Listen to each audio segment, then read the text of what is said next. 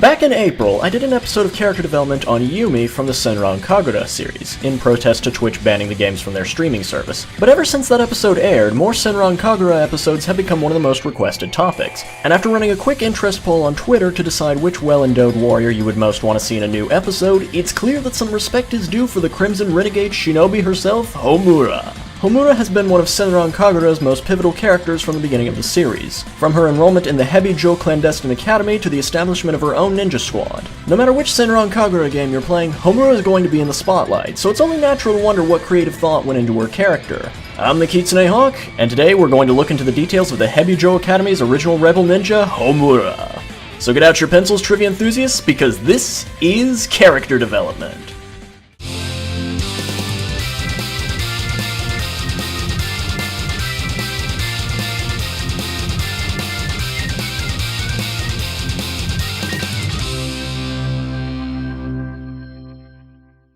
To start off our analysis of Homura, I think it helps to first address her status as the rival of the main character, Asuka. Homura's squad was designed to contrast with each member of the Hanzo Academy's 5 representatives in some way or another, and in Homura's case, she's much more of a trained ninja compared to Asuka, as well as less willing to trust others compared to Asuka's friendly nature. These opposites are even reinforced by Homura's guardian animal, the Japanese rat snake, which, despite the name, is equally fond of hunting frogs and toads, Asuka's guardian animals. Homura's weapons of choice are a set of 6 katana held between her fingers, resembling a pair of claws. This fighting style is very likely inspired by Date Masamune of the Sengoku Basara series, who can temporarily activate a 6-claw mode that allows him to wield all 6 of his swords at once, holding them in the exact same style as Homura. Masamune's brash but often collected personality is also slightly similar to that of Homura, though Homura's calm demeanor gives way much more easily compared to Masamune. Additionally, Homura's fighting style and personality might draw inspiration from the comic book character Wolverine, well known for his retractable claws. Similar to Homura, Wolverine is a character who commonly plays the role of the anti-hero, and his aggressive, if not also reckless and relentless, personality is much more in line with Homura's personality, especially noticeable once she's locked in the heat of battle. But beyond her gameplay and rivalry with Asuka, Homura's main characteristics are the recurring themes of fire and the color crimson. Homura's own name translates as flame, perhaps indirectly playing off of her hot-headed nature and directly playing off of the use of fire effects in her attacks, especially with her Crimson mode transformation.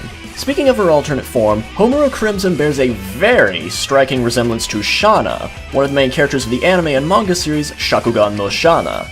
Both Homura Crimson and Shana fight with a Nodachi, are stated to be incredibly powerful beings, have long red hair and red eyes, and prominently use fire in their attacks. The theme of Crimson is also a recurring element of the Shakugan no Shana series, though not as character-specific as it is in Senran Kagura.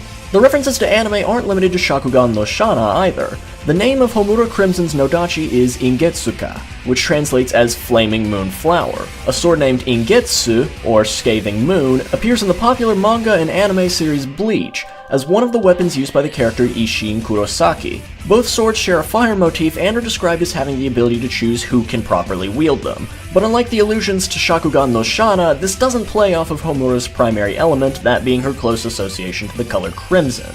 The theme of crimson in Homura's design is primarily rooted in color psychology. Crimson on its own is defined as a particularly rich or intense shade of red.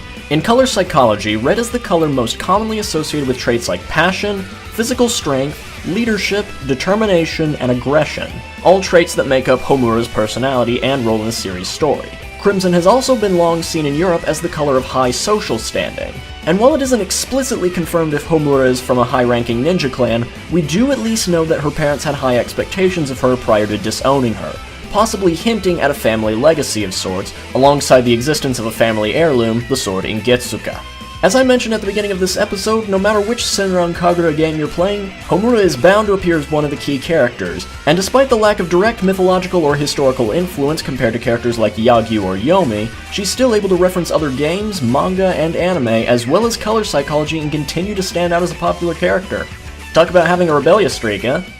This has been Character Development. Thanks for watching, and I'd like to give a special shout out to the Senran International Academy, the internet's largest fan group for the Senran Kagura games. They were a great help in researching this episode, same with my friends Gianni and Toshi, who helped translate part of the original Japanese text in order to discuss Ingetsuka. I'll be using the left annotation to link to the Senran International Academy's main site and forum. Whether you're new to the series or not, the community there is welcoming of anyone interested in the series. As always, don't forget to leave your feedback and suggestions in the comments section, and if you want to see the previous episode on Peacock from Skullgirls, just use the annotation on the right.